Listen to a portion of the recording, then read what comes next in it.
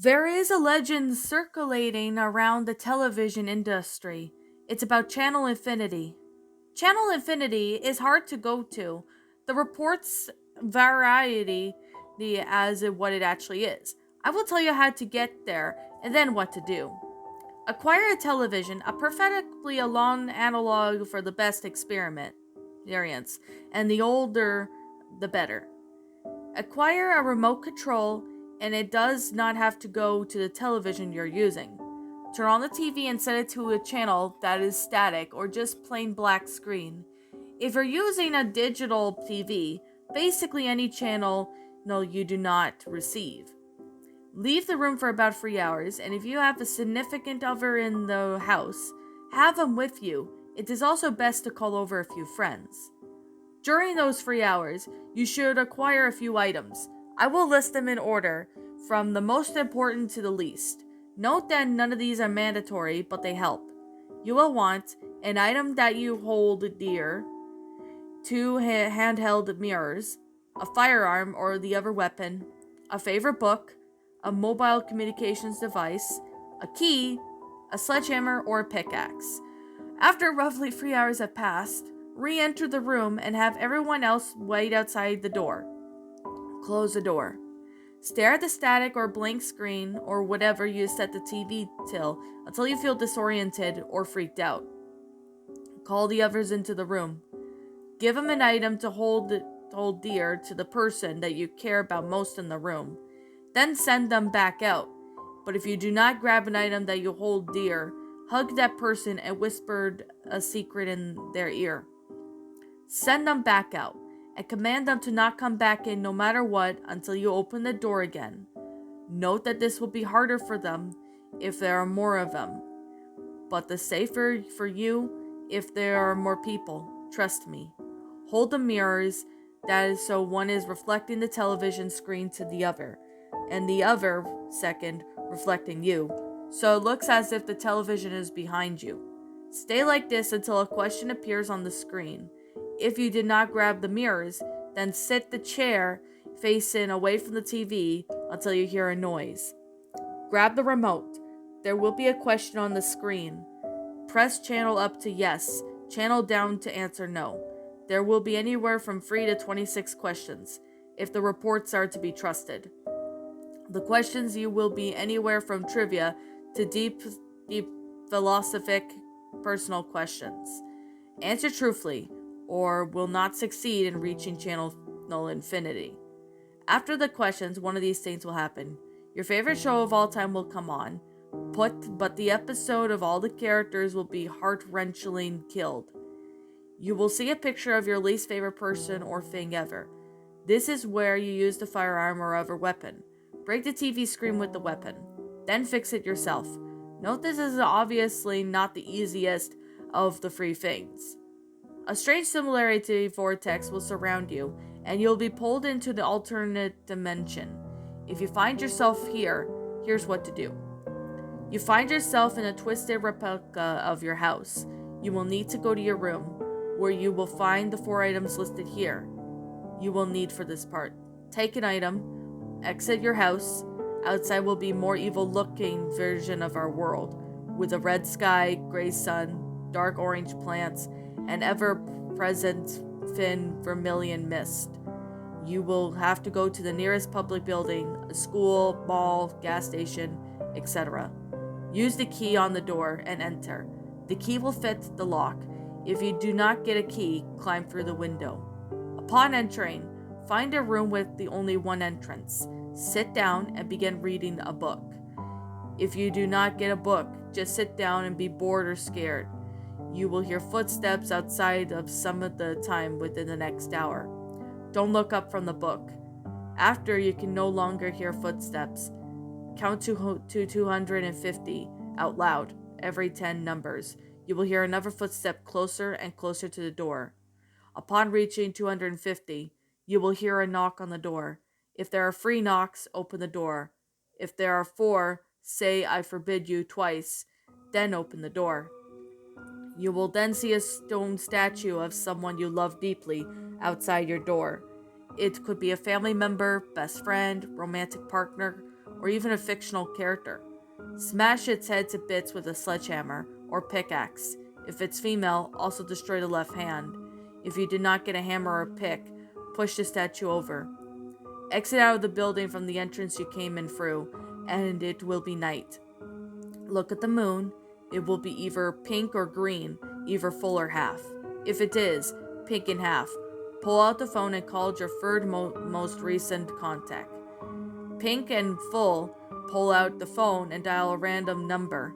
Before they pick up, bite through your tongue. If you do not get the device, pretend to do things above. Green and half. Strip off your clothing and sprint back to your house. Don't look back no matter what. Green and full, put it bluntly, you're screwed and you'll be dead within an hour. If it's one of the first three, you will wake up in the television that you can continue the ritual. After this, you will have to reach each channel infinity. What you do now is up to you. If you go to the guide function, you will see the shows such as The Meaning of Life or How to Acquire True Love. Choose one. Note that the more people you have outside the door with you determines the revolutions that are the shows. The more people, the better chance you have of seeing the shows, more life-changing results. Or if you keep watching the static, going without going to the guide or breaking eye contact with the television, you will see a series of images that will be decomprehended. Reveal the answer to your greatest question. There it is at that point. Many options, too many to write here. Just do what you feel you must, and something will happen. The overwhelming majority of things will be good, but some will be bad. You may have to leave the room at any point. However, there are two catches. You may never speak of what you have learned after accessing Channel Infinity, and you may only reach Channel Infinity 4 times in your life. I hope you find this experience enlightening. And that, my little pretties, was Channel Infinity, a creepypasta written by Jet Cyber. My final thoughts on the story? This is actually a really good and well-made creepypasta. I'm not gonna deny that. This is actually a really well-made creepypasta. Now, I do remember a few people actually narrated this story, like maybe a few years ago.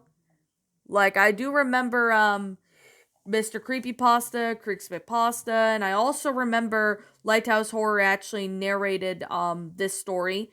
And I mean, I've actually seen a few narrations of this story, so that's why I decided to go ahead and narrate this story. In my opinion, I actually found this story to be quite good and amazing, especially with the whole concept of its own self, of how this story, is. I mean, it's flat out amazing. I mean, it's really awesome that this story actually provides pretty good detail for what this one is. I mean, yes, I mean, there's other, stories out there that are just as good as this, but this one, I have to say, it's a ritual pasta, but it's a good creepypasta nevertheless. I mean, I personally found this one to be, quite enjoyable, and I found this one to be a really awesome concept. I mean, it's a pretty good story for what this is. I mean, look at the grammar of this story. The grammar is beautifully well written. Same with the sentence structuring, the storyline.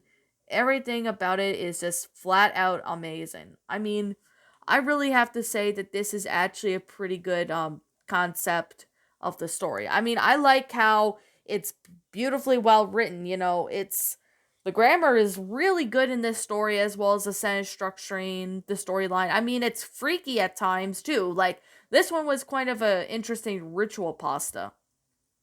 I mean, I'm gonna be completely honest. I mean, this story was a pretty good one for this is. It's on the regular Creepypasta Wiki, and I recommend you guys check it out. I mean, whatever for this story, I mean, it's kind of believable because I've seen rituals before and most of them don't really work, but others do somewhat work. I guess it depends on what you think of it and as. That's just basically me. But yeah, you might have your own opinions on, rituals and all that. For me personally, The only negative I would have to say about this story would be um kind of, the fact that, the weirdness of it really is. Like, the weirdness of it was the only negative about this story. Like, seeing, statues of, your loved ones, for example. I mean, I get that this is like a ritual pasta, so I guess that's one thing I can definitely say about this story, but it's not a terrible creepypasta. I actually found this one to be, enjoyable. It's still a well-made story, but I would recommend maybe some of this didn't really make a whole lot of sense too. That's another thing I want to point out is like some of this stuff that it stated in this story didn't really exactly make a whole lot of sense. Maybe that's just me, but I don't really know. Maybe I might be thinking of something I don't know, but yeah, maybe you guys might maybe have an ideal per se, but yet again, I'm gonna sit here and say this right now that you guys can, say however you like, and what you guys decide. So anyways, with that being the case and with that being said, yeah, with that being the case, and with that said, I know I said that twice, but anyways, I'm sorry if this review is not that long. I mean, I haven't read this story in like a long time. I think this is the first time I've read this story in like a while. I believe I read this one back in 2016, but back then I wasn't really into creepypastas, but now I am, so here's that. Now, anyways, with that being the case, that being said, it was beautifully well written. So to Jet Cyber, amazing job with this story.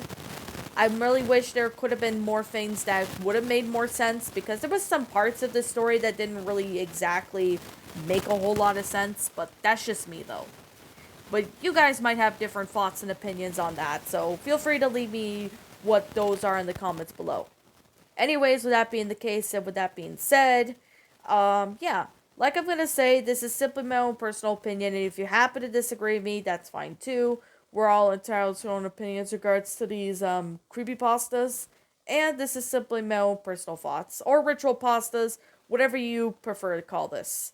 Now, my final rating of this story would have to be a 10 out of 10. It's a great, enjoyable creepypasta, or ritual pasta for that matter. It's beautifully well written. It was fantastic. It was amazing. There's definitely a lot of time and effort into this story. I really would wish that it would make more sense, because there's parts of the story that didn't really make a whole lot of sense, but it's still an interesting story for what this is. I recommend you guys check this story out if you haven't. I think you guys should really, check this one out. At least if you feel like it. But anyways, with that being the case, that being said, what did you guys think about this creepypasta? Did you enjoy it? Did you not? Also, what would you have done personally to help make this story a lot better? Feel free to leave me now what your thoughts are down in the comments below. I'm the Queen of Lions. Thank you so much for watching today's episode, and if you're brand new here to this channel, be sure to like, comment, and subscribe, because I make brand new videos every single day. Don't forget to ring the notification bell to when I upload, so that way you guys will not miss an upload. And as always, please roll the outro, because I'm out.